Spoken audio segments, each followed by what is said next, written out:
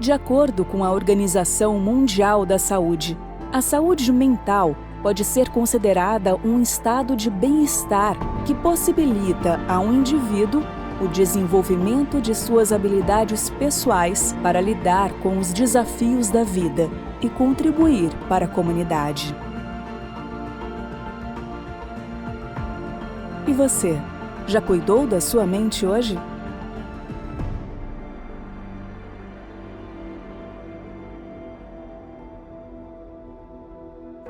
Quando enfrentamos um grande desafio na vida, somos atravessados por um turbilhão de emoções. Preocupação, raiva, frustração, ansiedade, desânimo. Cada um sente e reage de um jeito. Afinal, cada pessoa é única e tem sua própria personalidade e história de vida. Mas quando alguém vivencia algum tipo de sofrimento psicológico, todas as pessoas que estão ao redor também são impactadas e sofrem junto. Em um cenário como esse, todos precisam de cuidado e acolhimento. Todas as diferentes vozes precisam ser escutadas e consideradas. É por esse motivo que estamos de volta com a 4ª edição do projeto Rodando o Brasil, para conversarmos sobre um tema tão valioso: a saúde mental. Novas possibilidades se aproximam.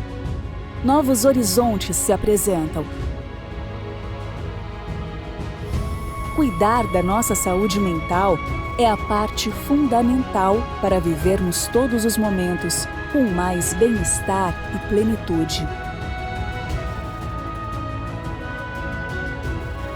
Prepare-se para uma jornada de conhecimento que tem o potencial de transformar vidas.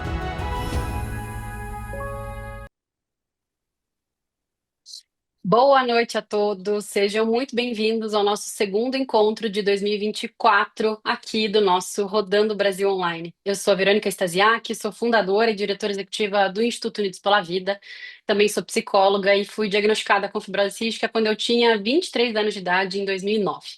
Eu estou super feliz de estar aqui com vocês de novo, nos encontramos há uma semana para bater um papo e hoje estamos aqui para mais uma sessão muito especial. E a gente também já teve outras transmissões desse projeto, é o nosso 4º ano de Rodando Brasil Online, e esse projeto ele é de realização da Vertex com parceria aqui do Instituto Unidos pela Vida. Esse ano a gente está falando de um tema super importante na vida de todos nós, seja você alguém que convive com a fibrose cística, seja você um familiar de uma pessoa com fibrose cística ou não. É a saúde mental. Todo mundo tem alguma questão para falar sobre isso e é super importante a gente parar e olhar para esse tema com bastante cuidado. Na semana passada, aqui na nossa transmissão, a gente falou sobre viver melhor, saúde mental e fibrose cística. E tivemos a participação mega especial da psicóloga Fernanda Pamplona e também da enfermeira, a doutora Catarine Moraes. Se você não conseguiu assistir, não tem problema, a gente vai disponibilizar isso tudo, incluindo a dos anos anteriores, no YouTube do Instituto Unidos pela Vida. Você pode conferir em youtube.com/Instituto Unidos pela Vida ou clicando no botãozinho chamado link aqui da nossa plataforma, que também tem vários outros materiais bem legais. E hoje, nossa videoaula tem o tema Cuidando da Mente, a fibrose cística na infância, adolescência e vida adulta.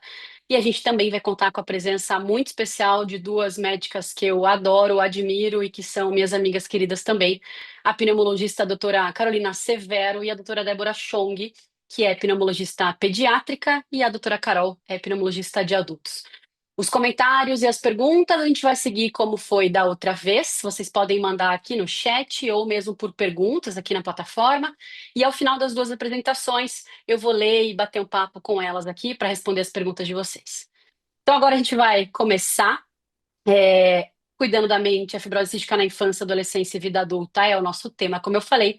E aí eu convido então e apresento oficialmente agora as nossas convidadas, começando pela doutora Carol Severo, que é médica pneumologista pelo complexo do Hospital de Clínicas da Universidade Federal do Paraná, médica do ambulatório de fibrose cística de adulto do Hospital de Clínicas e professora de pneumo aqui na PUC Paraná.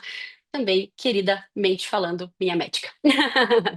Boa noite, Carol. Seja muito bem-vinda, querida. Boa noite a todos, boa noite, Verônica. É um prazer estar aqui com vocês hoje e agradeço o convite. Obrigada, querida. O prazer é todo nosso.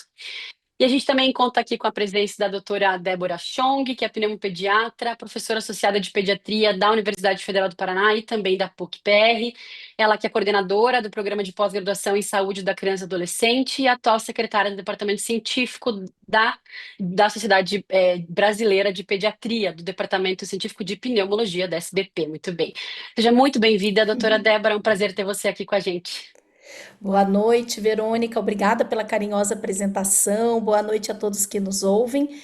É um prazer para mim poder falar para esse público, que é o melhor público para ouvir o que temos a falar, né? E agradeço a você pelo Unidos pela Vida, em nome do Unidos pela Vida, e agradeço também a Vertex pela confiança. Obrigada, querida. Uma alegria ter você aqui com a gente também. Tenho certeza que vai ser uma noite muito especial. E aí a gente já começa o trabalho com você, doutora Débora. Então, a aula dela tem o título Saúde Mental na Infância e Adolescência de Pessoas com Fibrose Cística, preparada integralmente por ela. E a palavra é sua. Adoro te ouvir, espero que todo mundo goste. E depois da sua fala a gente volta então para bater um papo. Obrigada, querida.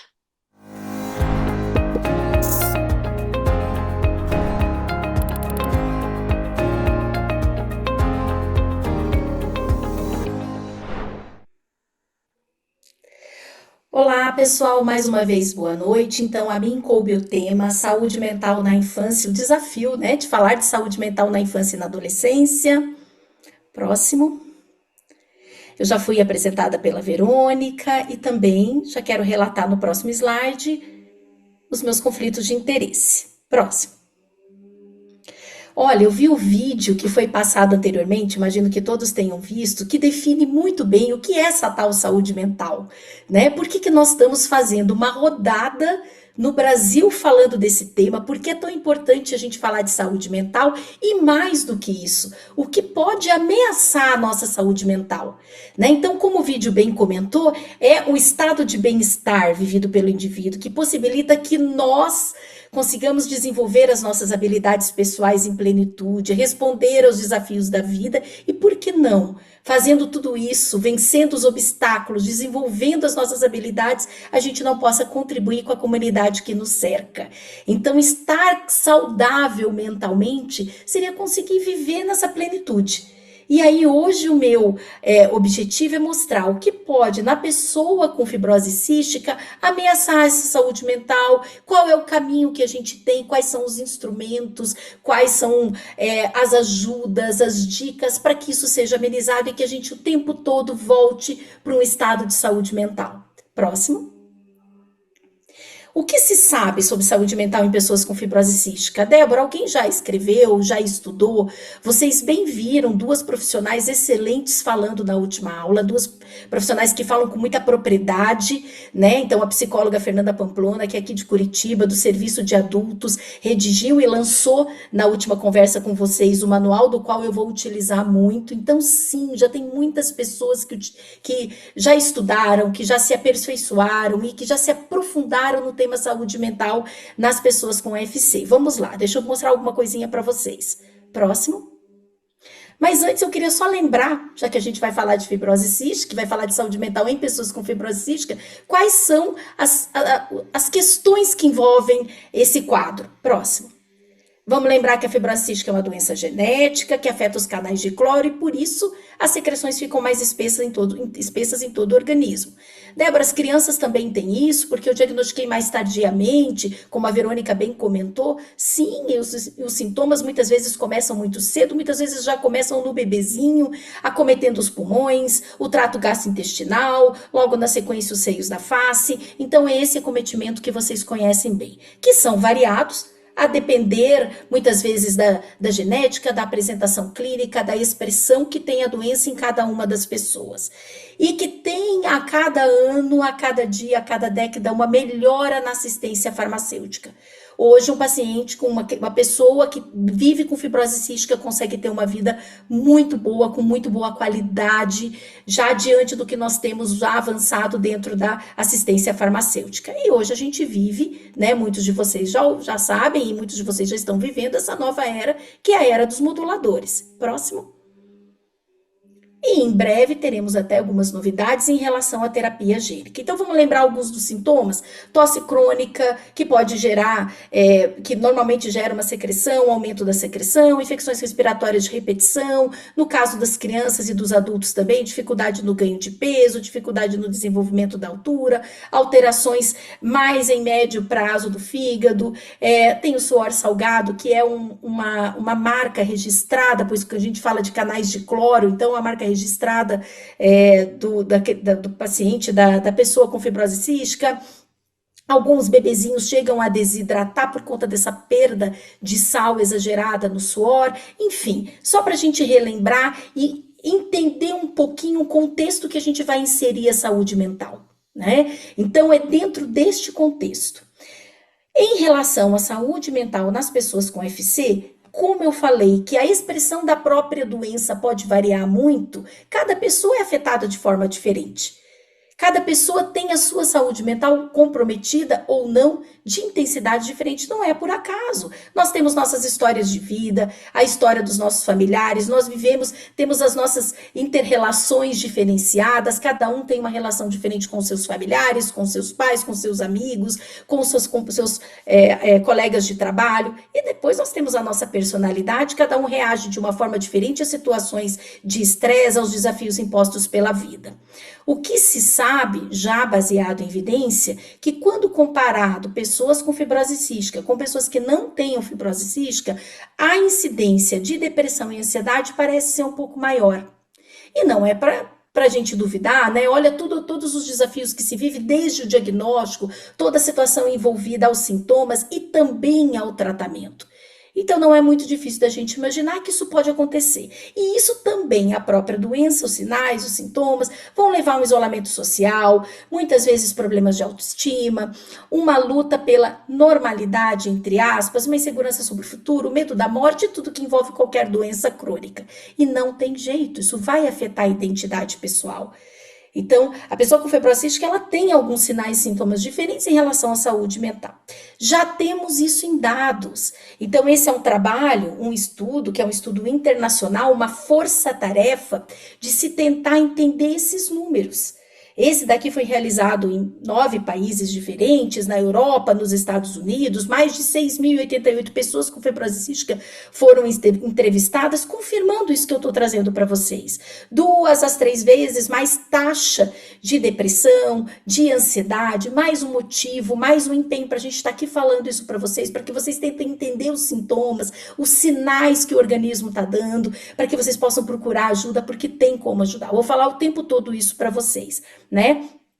E que sim, e que filhos, né, de pacientes, de pessoas com fibrose cística também vão ter um pouco mais esse grau, é aquilo que foi falado no vídeo. Então, as pessoas que estão em torno também sentem essa questão relacionada à saúde mental. O contrário também é verdadeiro. Quando a criança é uma pessoa que tem fibrose cística, os pais ficam mais ansiosos, as mães, né, mais ansiosas. Então, isso tudo envolve a família e as pessoas que estão no entorno. Tá? Eu vou voltar ainda um pouquinho depois em dados do TIDES. Deixa eu só mostrar para vocês, olha que interessante esses gráficos. Aqui o meu intuito não é ficar mostrando números, mas esse foi um resultado desse questionário, essa força-tarefa no mundo, né? Mostrando aqui no primeiro gráfico, vocês percebam adultos e adolescentes, como os adultos têm um pouco mais a questão relacionada à depressão, né? Isso é esperado. O adulto já entende um pouco mais, o adulto sofre um pouco mais da ação, né, do quadro todo e de todos os sinais e sintomas. Do lado, no gráfico do lado, é curioso que vocês veem como o impacto em mães e pais. Nós hoje não vamos esquecer dos pais. Os pais são muito importantes e a gente vai falar deles o tempo todo junto com as mães. Na verdade, são as pessoas que cercam. Nós estamos falando das crianças, né? Então, olha só como as mães respondem também com um pouco mais de ansiedade, um pouco mais de depressão. E quando a gente olha no gráfico de baixo, onde a gente compara adultos a adolescentes, mães e pais, é mais ou menos, o TAIDES mostrou mais ou menos essa sequência, né? Os adolescentes menos, os adultos mais ou menos comparados com os pais de pessoas com fibrose cística e as mães sofrendo um pouco mais esse grau de depressão. Próximo. Para quem tinha ansiedade, como eu, de saber dados nacionais, e Débora, isso já está medido no Brasil? A gente já tem uma ideia de como funciona a saúde mental nas pessoas, nos brasileiros com fibrose cística? Olha que bacana, esse foi uma publicação de um trabalho apresentado num congresso de psicologia, que foi também uma força-tarefa do Grupo Brasileiro de Estudos, onde foram entrevistados 201 adolescentes, e aqui já se traçou um perfil, uma tentativa de um perfil da saúde mental nas pessoas brasileiras com fibrose cística, onde as pessoas do sexo feminino eram aquelas mais acometidas, os adolescentes, dentro das crianças e dos adolescentes, aqueles com as idades maiores, muito semelhante ao que o estudo internacional mostrou. Lembra que o estudo internacional mostrou entre adolescentes e adultos, os adultos sofrem mais porque pensam mais, porque projetam mais o futuro, porque vivem uma vida mais intensa social, né? E aqui também, além do sexo feminino, aqueles que tinham uma idade um pouquinho maior comparado com os mais jovens. Então, sim, a gente já tem dados nacionais e a gente precisa voltar o olhar para a saúde mental também dos brasileiros com fibrose cística. Próximo. Só para a gente comentar um pouco do impacto disso, burden é carga, né? Um pouco da carga disso. Débora, tudo bem, eu já entendi que a gente precisa voltar o olhar para a saúde mental, que isso é importante, é impactante, mas o que já tem provado esse impacto, né? Então, a gente já sabe, os maiores índices de depressão e ansiedade quando comparados à população geral, que isso leva a um isolamento social, a maior segregação, mas olha que interessante esse trabalho mostrou, que ele também gera um ciclo ruim, e que a gente, como profissional, precisa estar atento a isso, porque daí a pessoa mais depressiva, ela adere menos ao tratamento, e se ela adere menos ao tratamento, ela piora da sua condição clínica, lógico, eu não vou fazer mais a minha inalação, eu não vou tomar mais as minhas enzimas, né? E isso vai gerar esse ciclo, sem contar as questões de custo, sem contar nada. Então, eu pioro a minha adesão ao tratamento, eu pioro a minha doença piora a minha depressão piora a minha adesão ao tratamento, e isso vira um ciclo, gente, que é muito importante que não só o paciente, porque às vezes ele está no meio dessa fogueira, ele não consegue enxergar, mas quem está no entorno dele. E nós, profissionais de saúde, os centros de referência precisam estar atentos a cortar esse ciclo. Nós precisamos cortar esse ciclo e tentar estabelecer a normalidade. Isso é possível. Isso é possível. E partindo da saúde mental, a gente vai conseguir melhorar isso, aí a adesão melhora, e melhora a doença melhora, a autoestima melhora, e eu consigo melhorar tudo de um modo geral, transformar esse ciclo do mal com o ciclo do bem. E aí cabe ao profissional de saúde, aqui eu chamei a atenção do psicólogo do centro de referência, nós vamos voltar a todo momento a falar desse importante profissional que é o psicólogo. Próximo. E aí, e por que tanta ansiedade, Débora, tanta vontade de cortar esse ciclo? É porque a gente quer evitar o desfecho pior de todos, que é o desfecho mais indesejável, que seria partindo do afetamento da saúde mental, partindo do problema da saúde mental, levar a essa queda na adesão, queda no tratamento, piora da condição clínica e aí mortalidade. Então, a gente pode acontecer, existem estudos já provando que é uma incidência maior, né, se nós não olharmos antes para isso, se nós não estivermos atentos. Então, cabe de novo ao centro de referência, cabe de novo aos nossos familiares, e aí eu vou dar agora, a partir de agora, algumas dicas para a gente poder cortar esse ciclo, não deixar esse ciclo nem se instalar. Próximo. Como que a gente vai primeiro identificar? Né? Eu sei que a doutora Carolina vai falar muito disso. Como que eu identifico se eu estou ansiosa? Né? Porque às vezes a gente está naquela correria e fazendo todo o tratamento, ou às vezes nem fazendo o tratamento tão direito assim, mas como eu identifico? Ou como eu identifico isso no meu filho? no meu filho que é adolescente, na pessoa que convive comigo. Então, ansiedade, nervosismo persistente, tremores, a tensão muscular, a gente sabe, a gente termina o dia todo doído, com dor no pescoço, com dor na nuca, com dor no corpo todo, uma sensação de vazio, muitas vezes palpitações, né, um pouco de dor no peito, aquela sensação de opressão, desconforto no estômago e alterações no sono. A depressão, próximo, né? Já é aquela sensação de que nada mais me dá prazer. Nossa, eu não quero saber de mais nada, me deixa quieto no meu canto.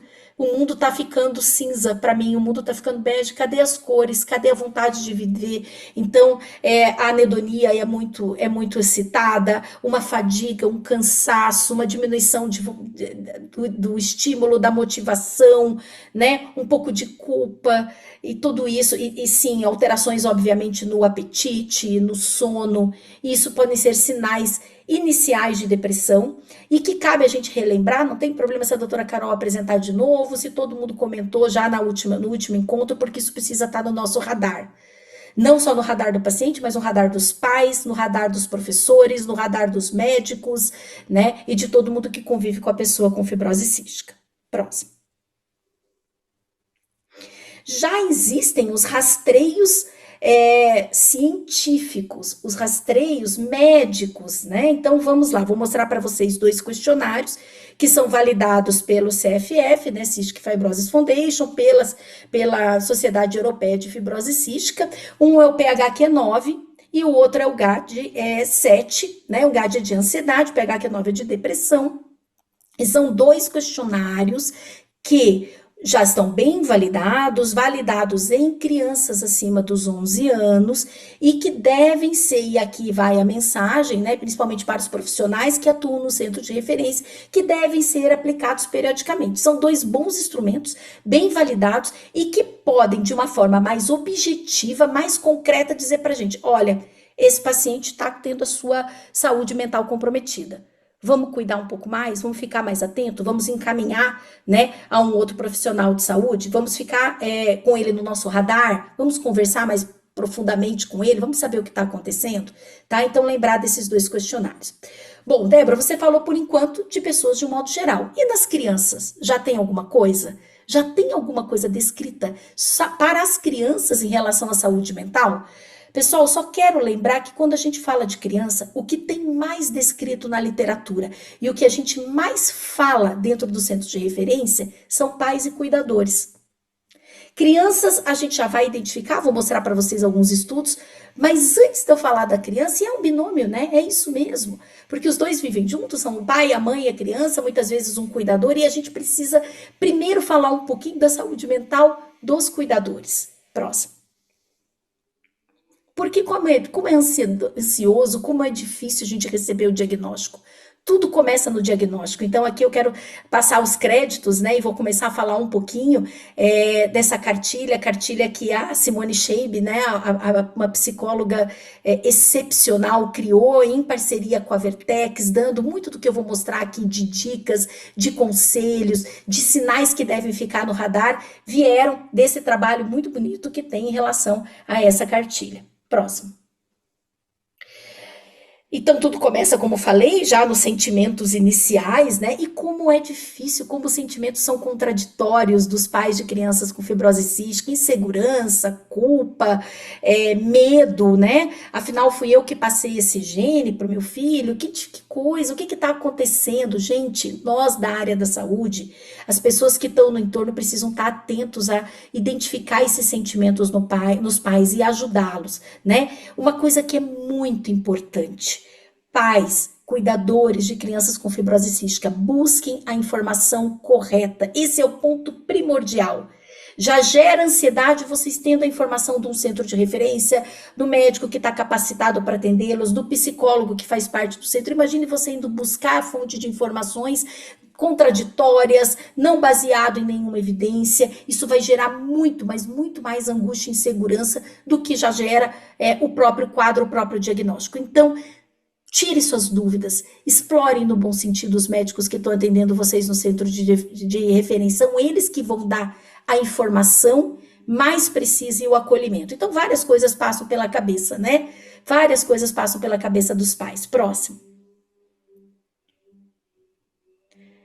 E aqui tá a dica. E agora vocês vão ver que da agora até o final da nossa conversa eu vou falar muito disso. Verbalize, exponha seu sentimento, não esconda. Porque muitas vezes a pessoa que está ao seu lado e o próprio médico, numa consulta a cada 2 meses, a cada 3 meses, só vai conseguir sentir na intensidade o que está passando dentro do coração dos pais ou dentro da alma dos pais, se eles verbalizarem. Então, a primeira dica que vai na cartilha da Simone, na cartilha de saúde mental em crianças, compartilhe com alguém. Compartilhe com seu marido, com seu melhor amigo, compartilhe com um colega de trabalho, compartilhe com seu médico, mas não guarde esse sentimento para você. O compartilhar já é terapêutico, mas mais do que isso, o compartilhar faz as pessoas que estão no entorno saberem do que você está vivenciando. Ok? Próximo.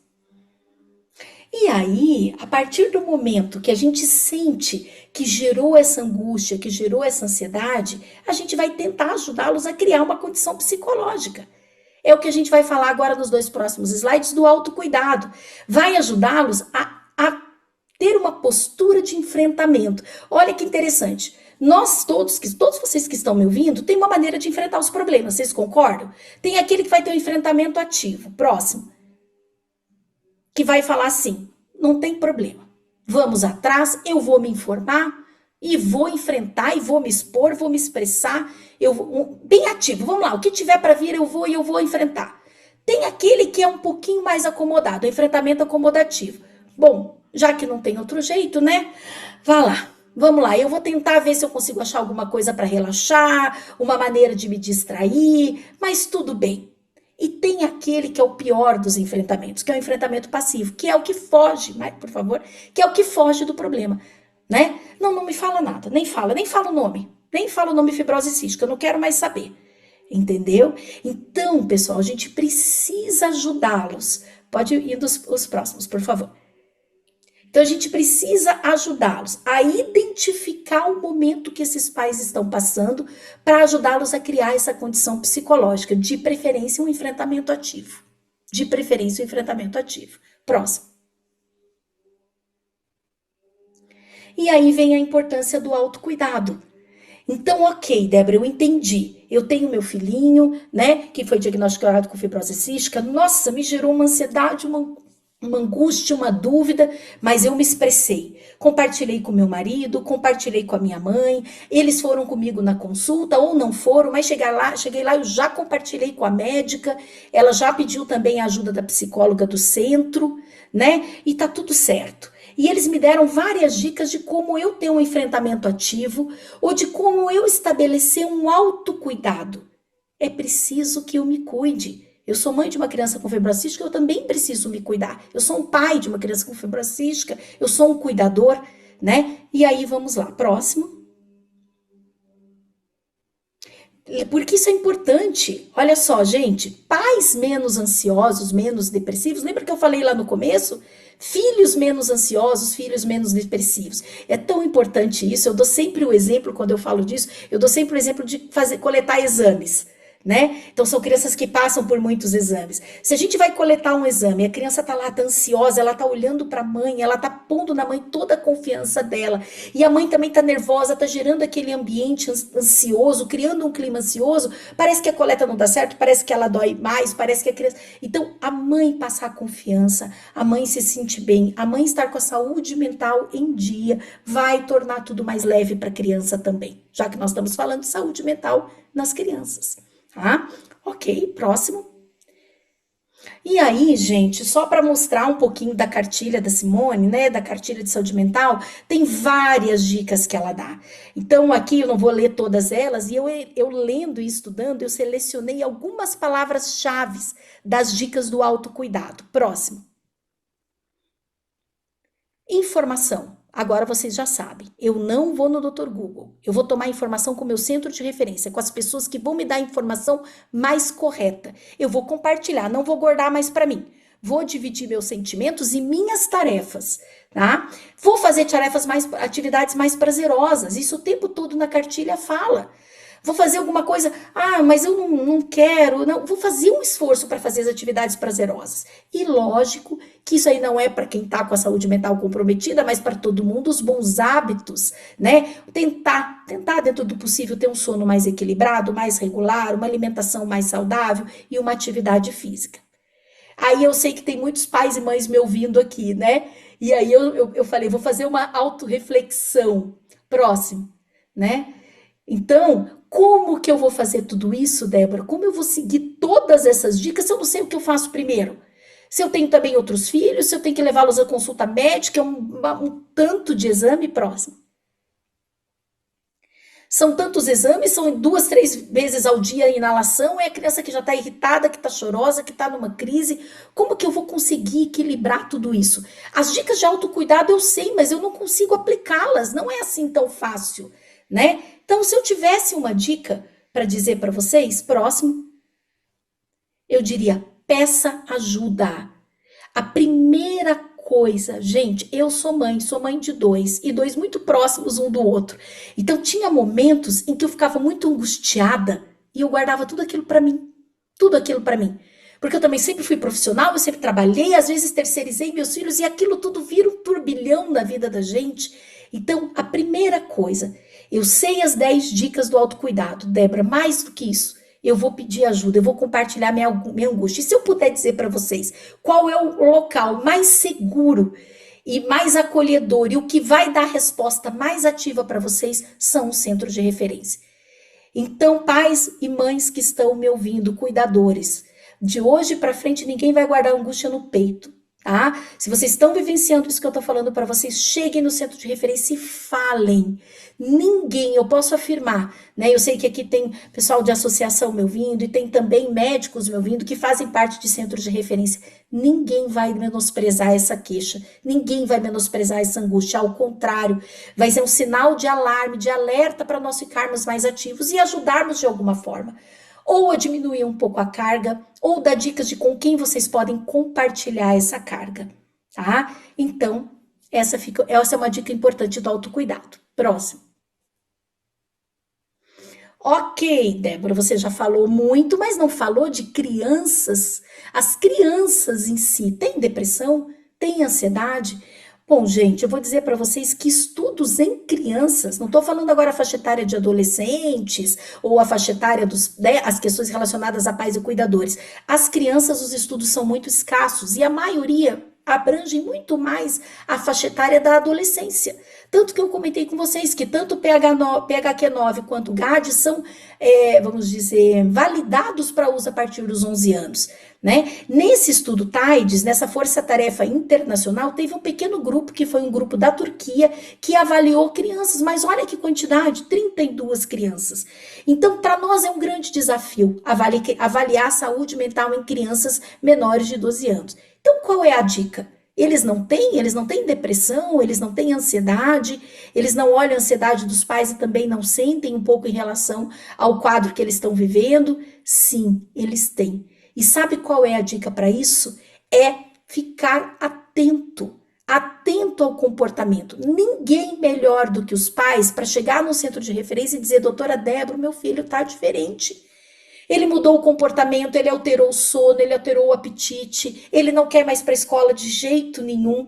Então, por mais que a gente não tenha isso muito documentado na literatura, um questionário que eu aplique, que vai me dar uma nota e dizer que meu filho tem depressão e ansiedade, vale a observação dos pais, vale a observação dos professores, vale a observação dos cuidadores. E aí sim, quando essa queixa chega para o centro de referência, a gente vira todo o nosso olhar e vai investigar se é presente mesmo, vai pedir ajuda para o psicólogo, vai atrás, ok? Então, a dica para as crianças é atenção. Mudança de comportamento é sinal de alerta. Próximo.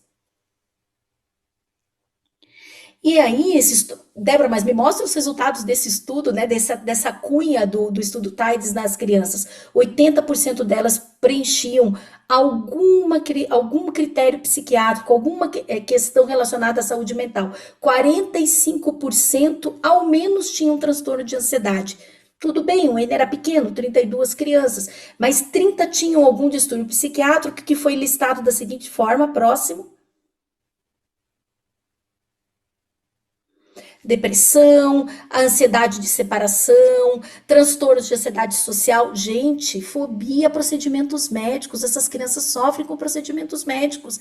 É aquela criança que já vai para consulta, eu vivo isso todos os dias, rezando para não ouvir a palavra internação. Quando o médico fala internação, eles choram, eles ficam chateados, aquilo muda demais o astral deles e vai mudar o humor deles lá pelo segundo dia da internação, depois que a gente trabalhou com a psicóloga, com a terapia ocupacional, com tudo, porque é muito angustiante isso para eles. Nós precisamos ficar atentos. E quem vai ser a ponte entre o médico e a criança são os pais.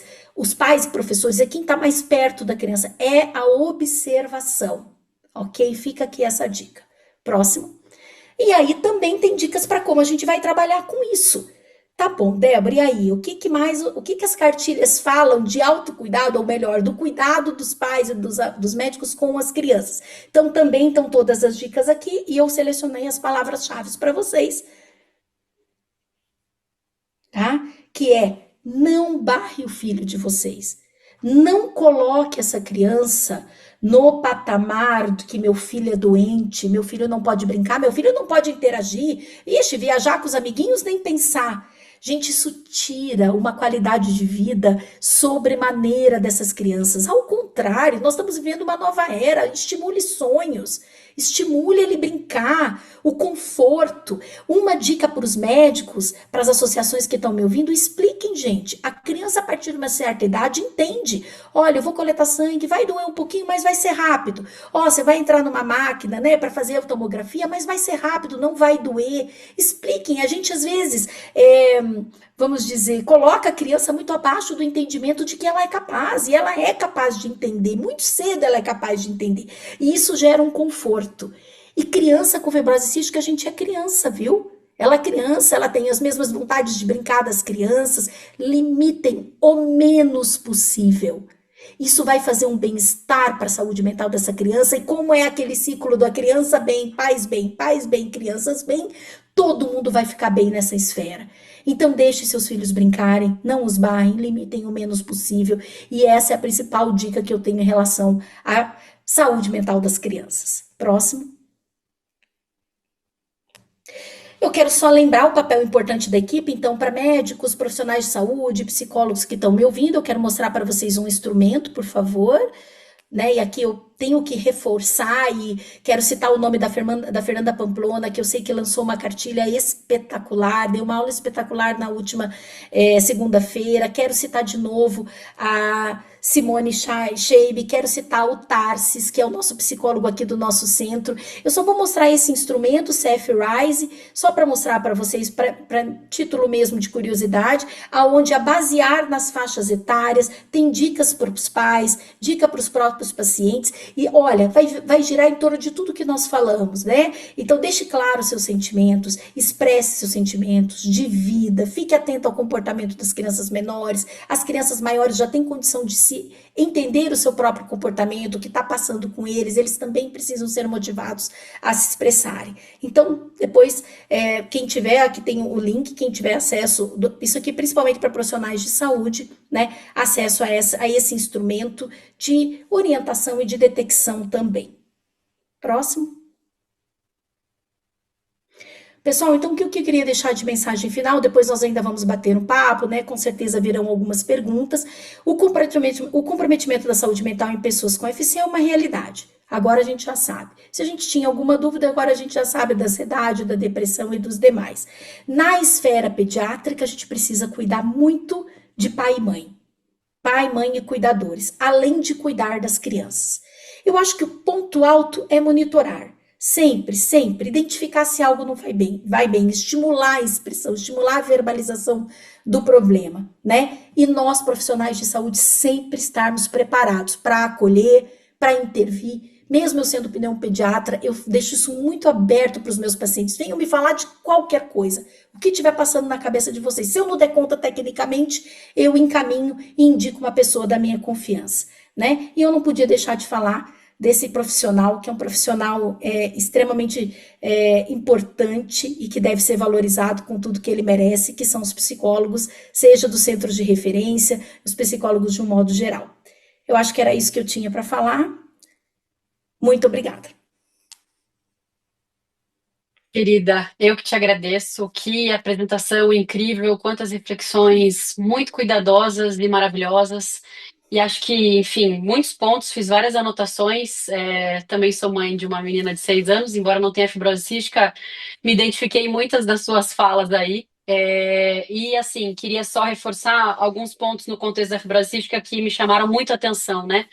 Então, o se cuidar, que é uma coisa que realmente, como a gente vê no avião, né? Coloca a primeira máscara em você, depois nos outros. A gente acha que isso é egoísmo, mas talvez essa seja uma das principais formas de amar as crianças. Você estar bem para poder cuidar das crianças, né? O Isso mesmo. compartilhar, ser terapêutico. Então, a importância de você é, não somente prestar atenção nos sinais das crianças, mas acreditar nos sinais que você está percebendo. E eu até acho que na semana passada eu comentei, a minha mãe sempre fala que se ela soubesse, por exemplo, que pneumonia de repetição era um sintoma, ela já tinha levantado a mão Feito o para diagnóstico. pedir ajuda, mas ao mesmo tempo ela nunca desistiu dessa suspeita dela de que tinha alguma coisa esquisita. Então, prestem atenção nos sinais das crianças e acreditem nesses sinais e reportem isso, né? Seja lá o que Isso. for.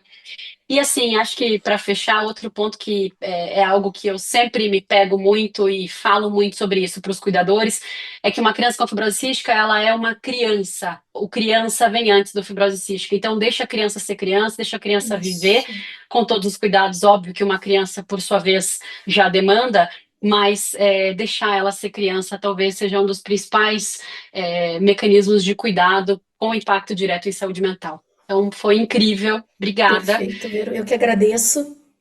Daqui a pouquinho a gente volta a falar mais. Combinado. Estarei por aqui.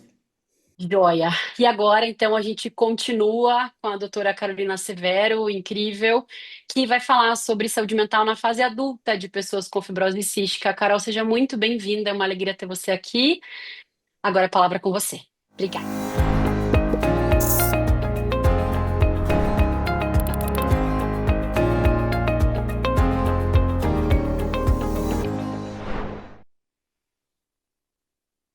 Obrigada, Verônica. Que responsabilidade, né, dar aula agora depois da doutora Débora, que foi minha professora na faculdade há mais de 10 anos atrás. Eu não imaginaria que a gente estaria aqui junto, mas para mim é uma honra. Já falei isso para ela outras vezes, mas agora eu deixo aqui meu comentário publicamente, né? Então vamos falar um pouco dos adultos. Pode passar o próximo. Esses são meus potenciais conflitos de interesse. Essa aula é patrocinada pela Vertex, mas os slides são de total autoria minha. E a gente está vendo algo muito bom na fibrose cística, que é o envelhecimento da população, né? Essas crianças que a doutora Débora comentou estão virando adultos, estão se tornando adultos. Hoje, em alguns países do mundo, como esse registro dos Estados Unidos, a gente tem mais adultos com fibrose cística do que crianças. Isso é uma boa notícia. No nosso centro de adultos, a gente atende adolescentes também, mas já é em maior número do que o centro da pediatria. Então, é algo muito bom, mas que nos traz alguns desafios. Pode passar o próximo.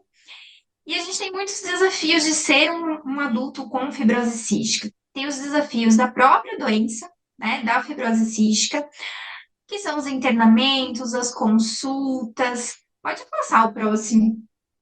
Os tratamentos diários, fisioterapia, né? A doutora Débora comentou que há um estresse na vida da criança quando precisa internar, mas na vida do adulto também, né? É sempre uma luta. E fora todo o tratamento, a gente sabe por alguns estudos que o tratamento diário de um paciente com fibrose cística é quase 2 horas do dia. Tá? Então, é algo bem significativo. E além de todos esses cuidados com a doença, a gente tem os desafios de ser adulto, né? Então, a gente tem os desafios da carreira, dos estudos, de decidir sobre a maternidade, a paternidade. Então, são muitos desafios mesmo que todos nós enfrentamos na vida adulta, e uma pessoa com fibrose cística acaba tendo uma carga muito maior. E isso reflete em saúde mental. A doutora Débora mostrou também que as pessoas com fibrose cística têm 2 a 3 vezes mais ansiedade e depressão. Então, das doenças psiquiátricas que a gente tem, agora que a gente está comentando em saúde mental, o que a gente tem mais documentado é realmente ansiedade e depressão, e que nas crianças é mais difícil da gente medir, como a doutora Débora muito bem explicou, isso acaba piorando na adolescência e na vida adulta, né? Tanto a ansiedade quanto a depressão. Aqui nesse gráfico a gente consegue ver ali que aos 20 e poucos anos, 30, a gente começa a ter uma incidência maior. E isso vai impactar tanto em qualidade de vida, quanto em aderência ao tratamento, aquele ciclo, né, que a doutora Débora mostrou, e em desfecho de saúde. Então, quando a gente tem um comprometimento da saúde mental, a gente vai ter menor função pulmonar, maior índice de desnutrição e também vai impactar em mortalidade, que é tudo que a gente não quer. A ansiedade, esses são os dados, pode ir passando, que são os sintomas. Esses sintomas são da cartilha, né, lançada semana passada pela nossa psicóloga maravilhosa, Fernanda Pamplona. E são alguns sintomas que a gente tem que ficar muito atento, né? Então, nervosismo persistente, tremor, tensão muscular, sensação de vazio na cabeça, desconforto, né? Gastrointestinal, tontura, palpitação, alteração no sono. Então, tudo isso são sintomas que a gente deve ficar atento. E mais do que isso, se você sentir que não está sendo você mesmo, na semana passada foi comentado muito isso, assim, que, né, a pessoa com fibrose cística é o especialista nele mesmo. Nós somos especialistas em nós mesmos. Então, por mais que no centro a gente tenha vários profissionais especialistas na doença, quem é especialista na pessoa é a própria pessoa. Então, quando você não se sentir você mesmo, ou ver alguém ao redor que não está se comportando como geralmente se comporta, cabe ligar o alerta. Próximo. E a gente tem também os sinais de depressão, né? Então, um humor mais deprimido, tá mais cansado, aquela fadiga, a anedonia, que é a falta de prazer nas coisas que geralmente você tinha prazer. Então, você tinha prazer, por exemplo, em sair com os amigos e tá dando mais aquele prazer. Então, isso é uma coisa que a gente tem que ficar atento. Alteração no apetite, tanto para mais quanto para menos. Então, o paciente com depressão pode tanto ganhar muito peso quanto perder muito peso. Ideias de culpa, inutilidade, problemas de concentração e autoestima e, de novo, alteração no sono. E uma coisa que as pessoas têm perguntado, né, e que eu trouxe aqui, é o que muda com os moduladores de CFTR. A gente está vivendo uma nova era, né, e isso é uma preocupação. Próximo. Os estudos pivotais, o que são os estudos pivotais? São os principais estudos antes de uma droga ser lançada no mercado. Eles não demonstraram impacto na saúde mental. E esses questionários, o PHQ-9 e o GAD-7, que a doutora Débora trouxe também, eles mostram para a gente scores de depressão e ansiedade. A gente usa isso na prática clínica, são algumas perguntas que o paciente responde e que a gente consegue ter ideia de quanto de depressão, quanto de ansiedade, de uma maneira mais objetiva. E isso é muito importante em estudos clínicos, a gente tentar medir de maneira objetiva. E eu trouxe alguns estudos aqui para vocês. Então, por exemplo, esse, que avaliou tanto depressão quanto ansiedade, a gente viu que na depressão, a gente teve até um aumento de pacientes com mínima depressão, né? Tipo, algo muito baixo no score. Então, a gente não teve um aumento dos casos de depressão, isso também não aconteceu com ansiedade. Isso é quando a gente olha o global. Quando a gente olha um indivíduo ou outro, a gente vê que ele transita e pode até piorar. Mas no global, a gente não teve uma piora e teve alguns até que melhoraram ali, principalmente os scores de depressão. Próximo. Pode passar também. Então, aqui a gente tem o registro americano mostrando que esses índices já estavam aumentando, né, mesmo antes da pandemia e mesmo antes da aprovação do último modulador que foi lançado. E o registro alemão mostra um pouco diferente. Então, a gente tem características aí até culturais, né? O local que se vive acaba impactando nisso também. No registro alemão, a gente não viu esse aumento, né? Depois ali de 2019. Próximo. Mas, mesmo esses estudos maiores não mostrando um impacto na saúde mental, começaram a aparecer algumas séries de casos, que são artigos que abordam mais de um caso, e reportes de experiências únicas, então, com apenas um caso, mostrando alguns casos de humor deprimido, esquecimento, mudança no sono, ansiedade, irritabilidade, fadiga. Então, mostrando o impacto na saúde mental. Aí, o que a gente pensa quando a gente vê isso? Pode passar o próximo. A gente tem que considerar vários fatores. Então, o primeiro deles é que ansiedade e depressão são flutuantes. Todas as pessoas que sofrem com ansiedade e depressão têm momentos piores, têm momentos melhores, tem momentos que a vida está mais calma, tem momentos que a gente tem mais estressores.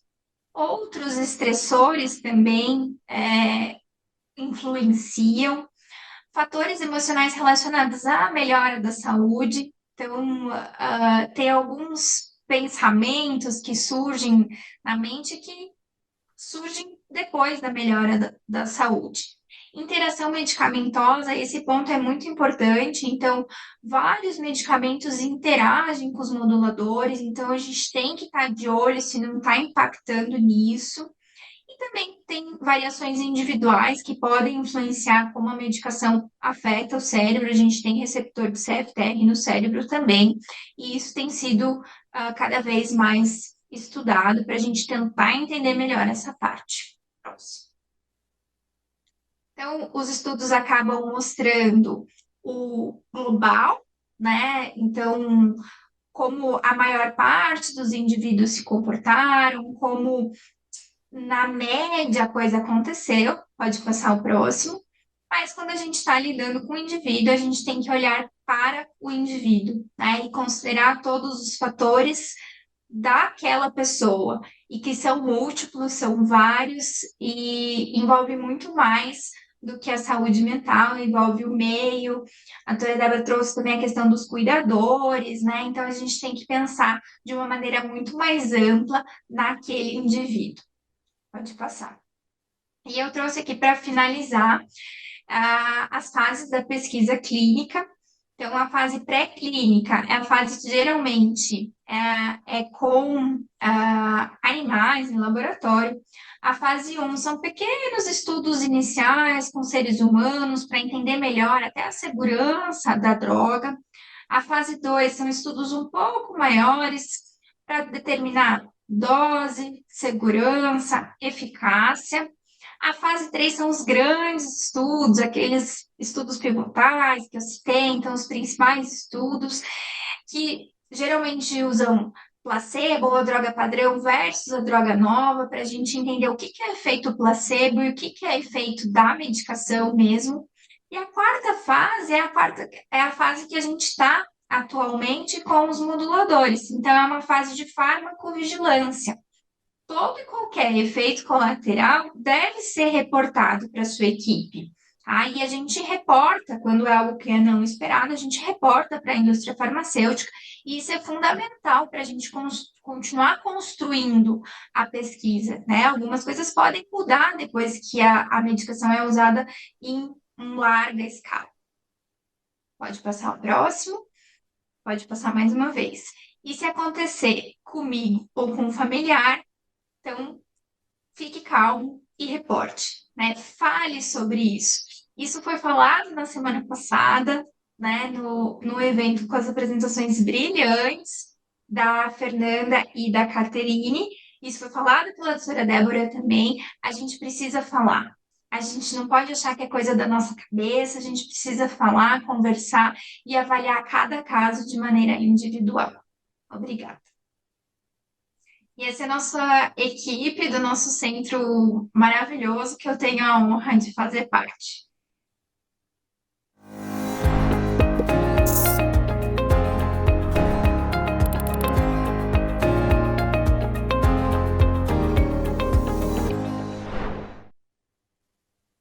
Oh, que coisa mais linda, hein, gente? Adorei. Que jeito bom de começar a segunda-feira. Obrigada, doutora Carol, foi incrível.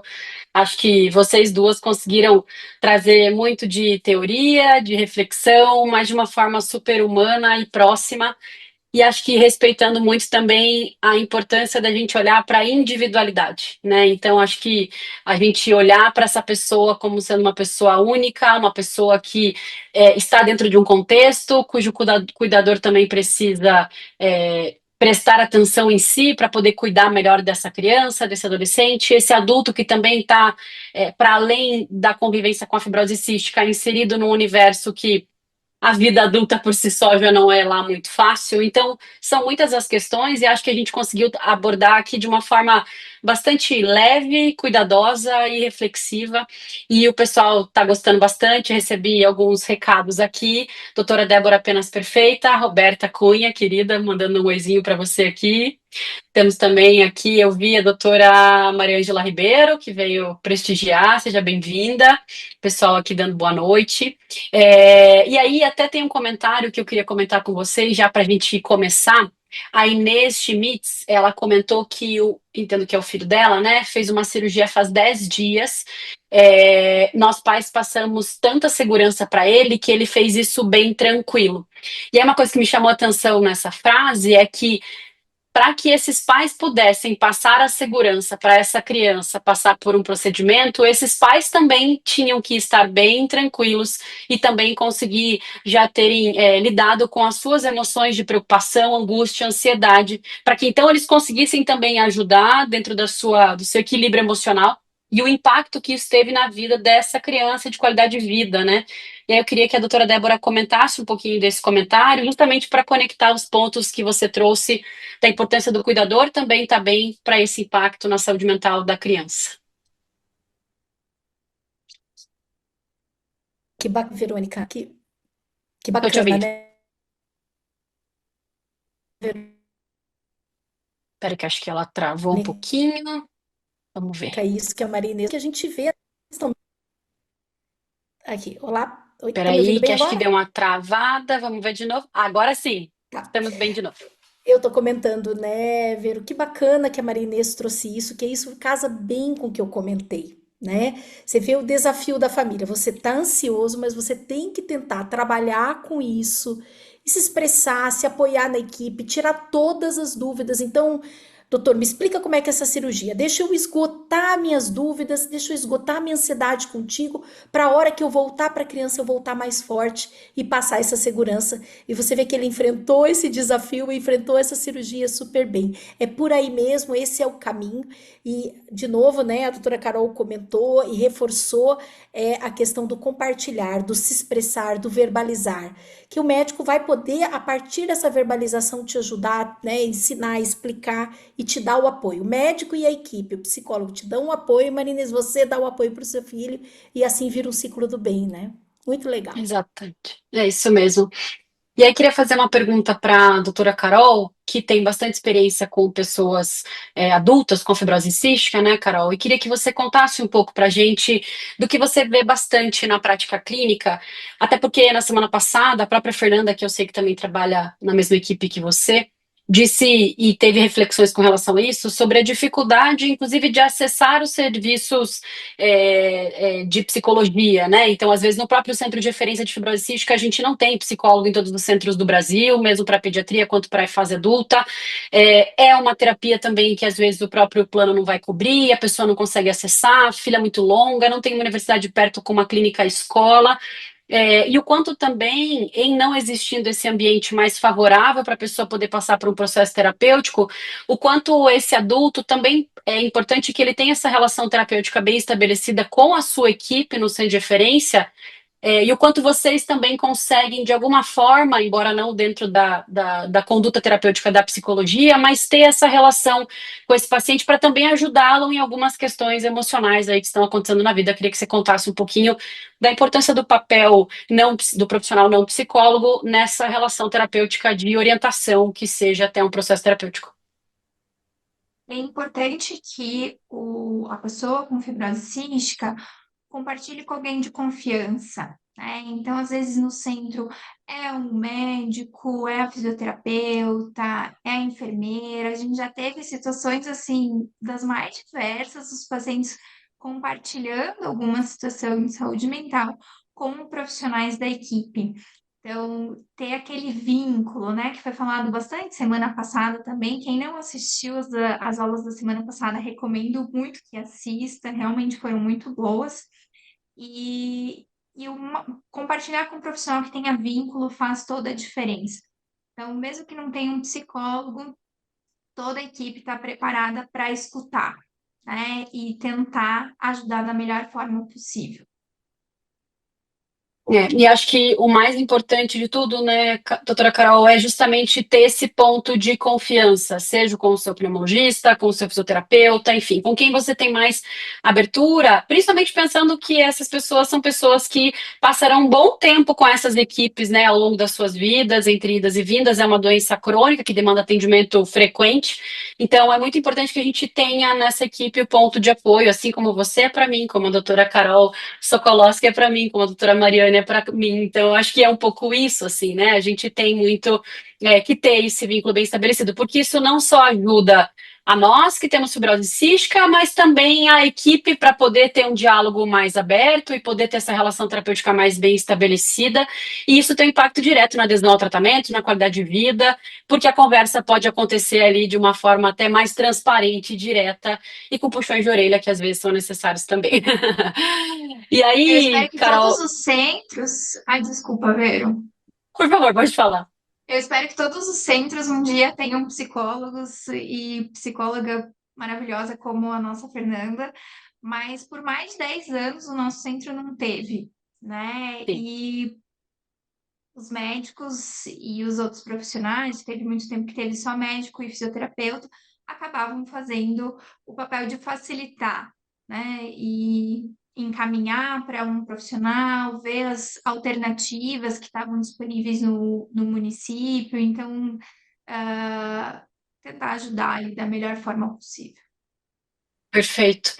E aí eu queria aproveitar e engatar mais uma pergunta para você, depois tem outra aqui para a doutora Débora. Você comentou, Carol, sobre as fases de pesquisa clínica, né? Isso é muito legal para quem está nos assistindo.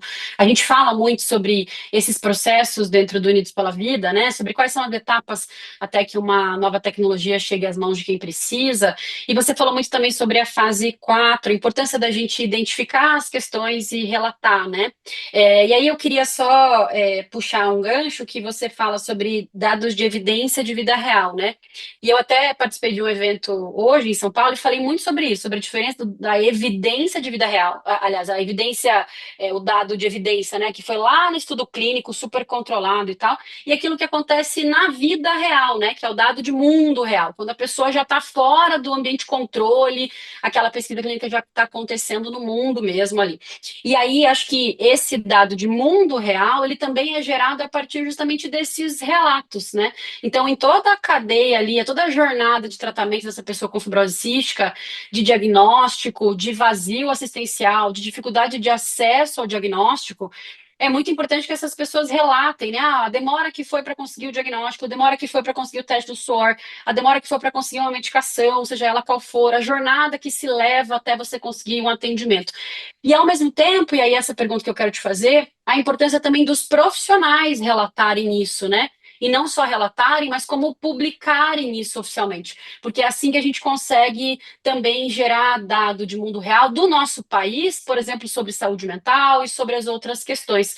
E eu sei que você, no centro de referência aqui de Curitiba, né, do Paraná, a equipe tem constantemente feito publicações e falado muito sobre isso. Então, como a gente tem algumas pessoas também da área profissional aqui nos acompanhando de outros centros, queria que você contasse brevemente também sobre esse papel de geração de dados de mundo real no Brasil, para a gente publicar isso, para que, inclusive, esse dado possa ajudar no manejo dessa conduta com os pacientes no nosso país, tanto quanto saúde mental ou outras questões. Certeza, velho. Com certeza é responsabilidade nossa, né? Profissionais de saúde, reportar. A gente só vai conseguir fazer isso se as pessoas com fibrose cística nos contarem, né? E produzir literatura, ah, base científica nacional, para a gente ter mais dados e conseguir manejar melhor.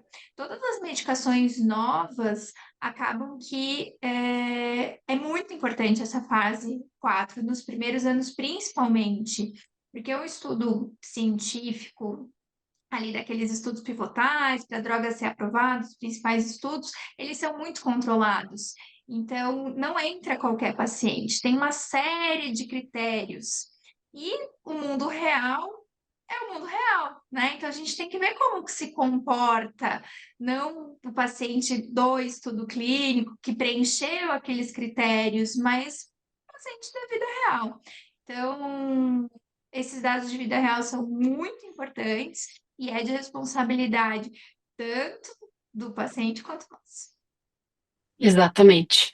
Bem por aí, querida. E acho que fica então também esse chamado, embora a comunidade de profissionais de fibrose cística tenha também isso já mais bem estabelecido. A gente tem, por exemplo, diretrizes publicadas, tem vários artigos aí que falam sobre dados de mundo real, mas também queria puxar esse gancho para a importância não só das pessoas, à medida que começam a fazer seus tratamentos, relatarem para a equipe aquilo que estão sentindo diferente, ou mesmo não ligado ao tratamento, né? Aquilo que está acontecendo ali no dia a dia deles, mas também os profissionais reportarem isso para que esse manejo também possa ser ajustado a depender do que está acontecendo.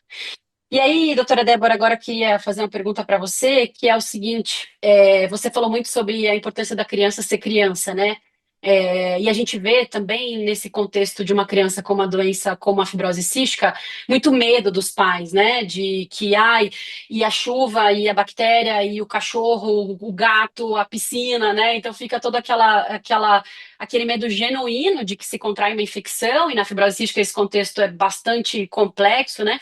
E eu, na época que eu estava grávida, assisti um seriado que, puxa, me fugiu o nome agora, mas, enfim, basicamente era sobre a primeira infância, a importância da criança ser criança, basicamente é isso.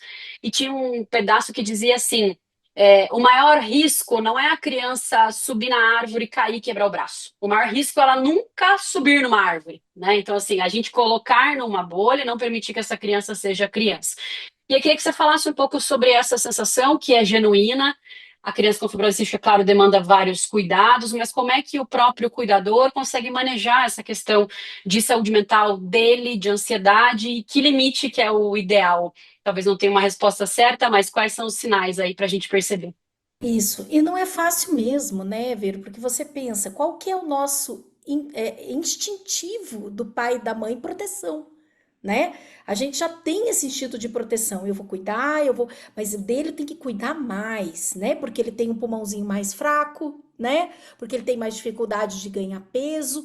E aí eu falo que não é um equilíbrio fácil, porque daí nesse excesso de cuidado ele evita da criança ser criança. E isso tem um impacto na saúde mental da criança Verônica, que é enorme.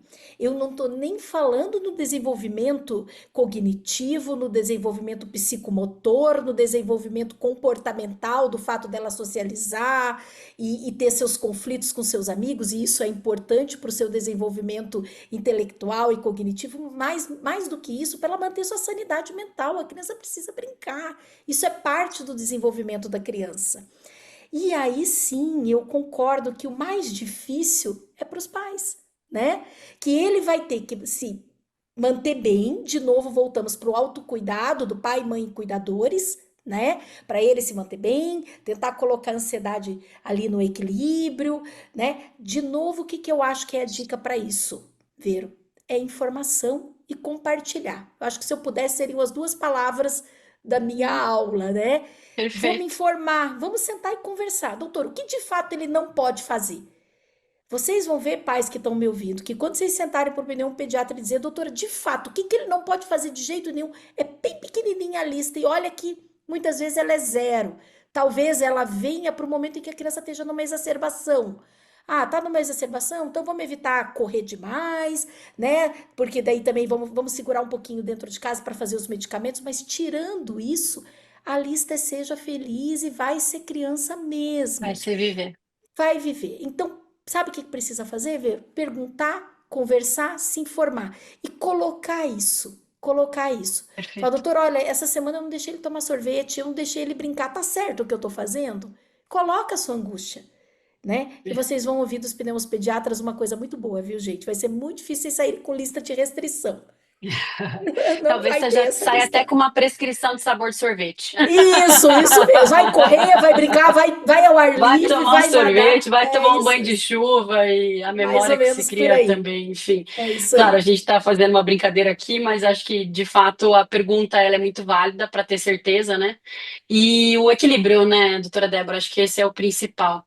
E acho que também tem uma coisa muito importante, pensando até no contexto de pessoas que têm fibrose cística e associando ao adulto, e que têm filhos que não têm fibrose cística, como é o meu caso, a gente também tem uma questão de saúde mental envolvida pela projeção que automaticamente a gente faz naquela criança, de que ela pode vir a ter todas as complicações que você teve na vida, mesmo ela não sendo uma criança que tem uma doença crônica, e você tentar evitar que ela tenha contato, tipo com a chuva, com sorvete ou com qualquer outra coisa, de medo de que ela passe pelo que você passou, porque você sabe o quanto aquilo é complexo. Então, esse foi, por exemplo, uma das minhas pautas de conversa com a minha terapeuta, porque eu percebi que eu estava projetando um medo do que eu vivi na minha infância, enquanto uma criança que teve muitos problemas respiratórios, de milhões de internações, na minha filha, que é uma filha saudável, tem, enfim, seus problemas respiratórios de criança que mora em Curitiba, enfim.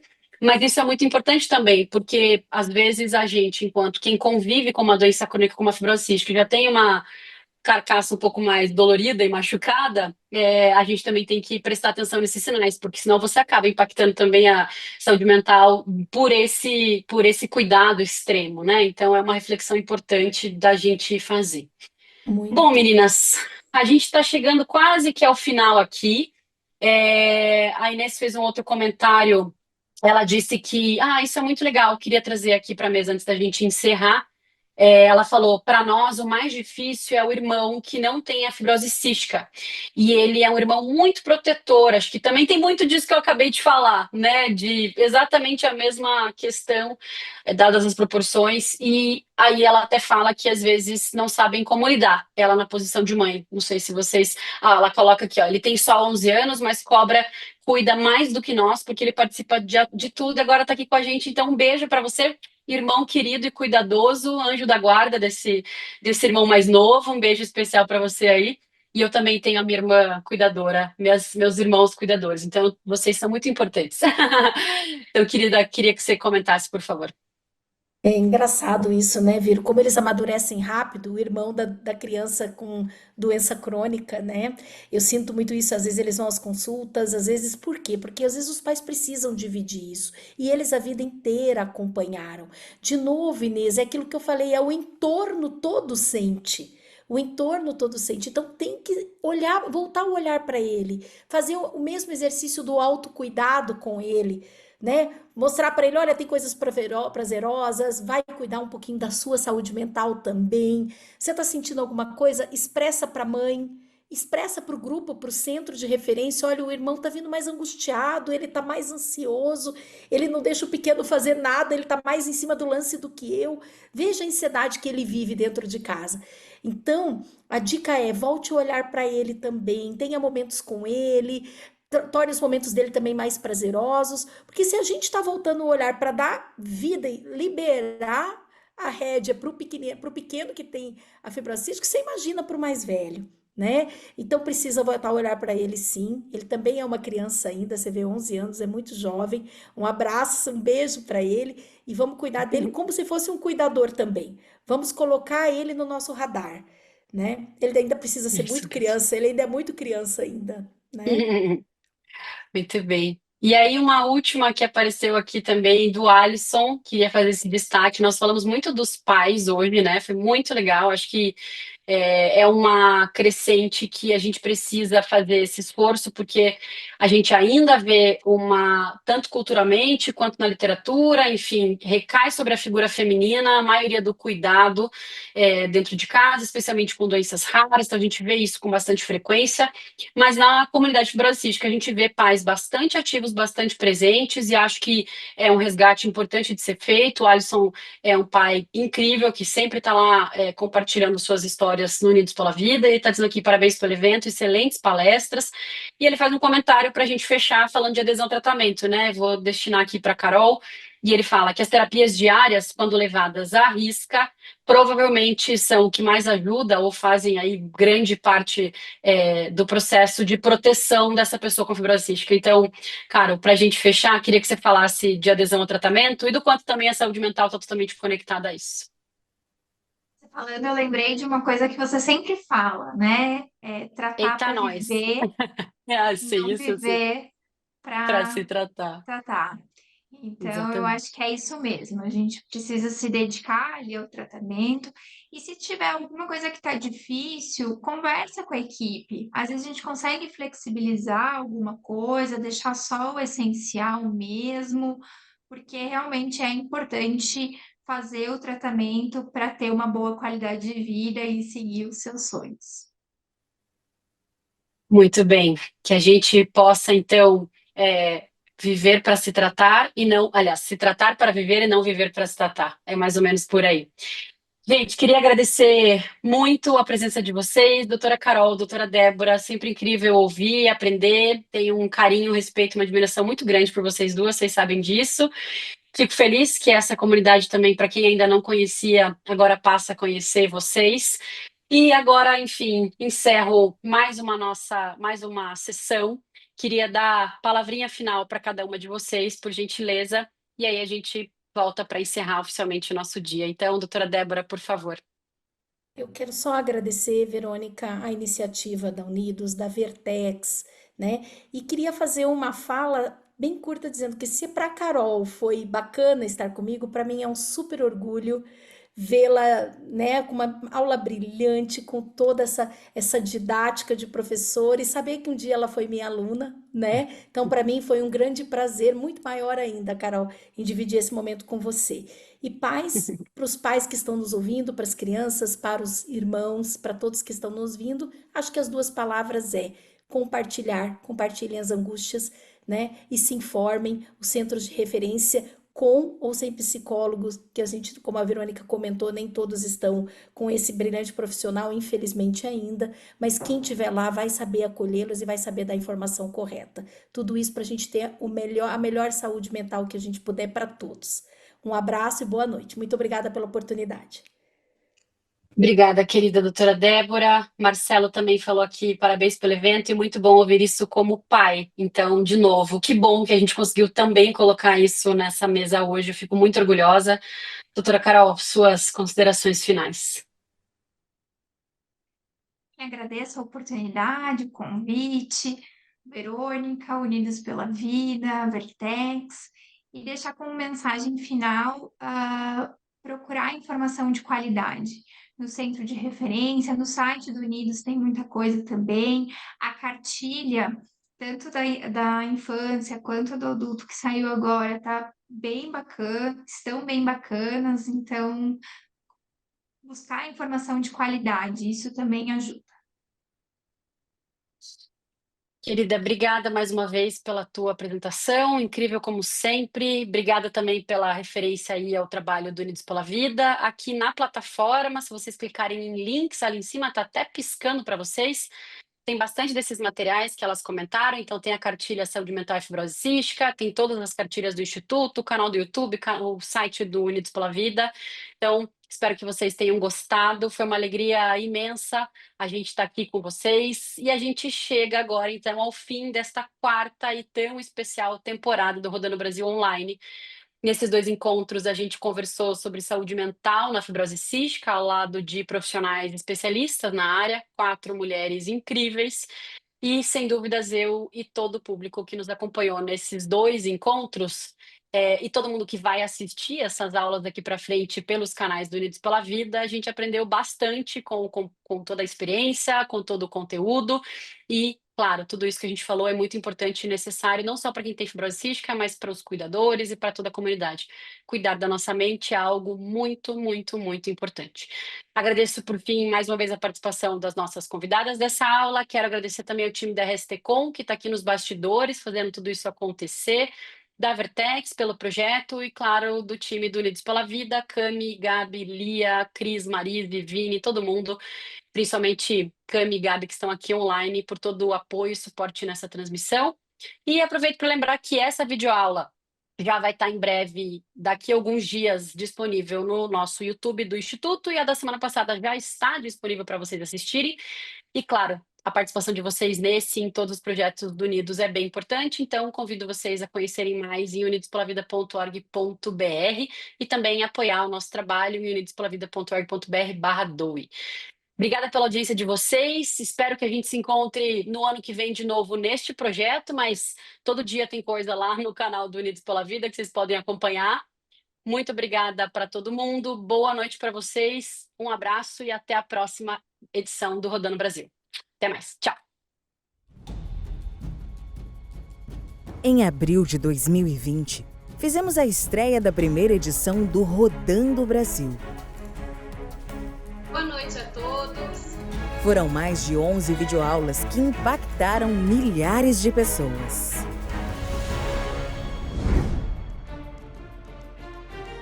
Em 2021, a segunda edição continuou emocionando e impactando milhares de pessoas.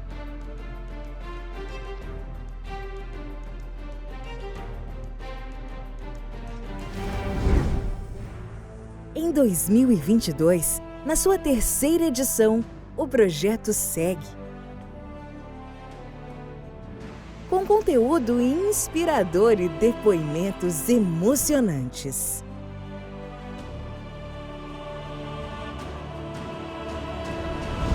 O Unidos pela Vida e a Vertex agradecem a companhia de todas as pessoas de fibra que participaram e continuam participando dessa linda jornada que fortalece a comunidade da fibrose cística no Brasil.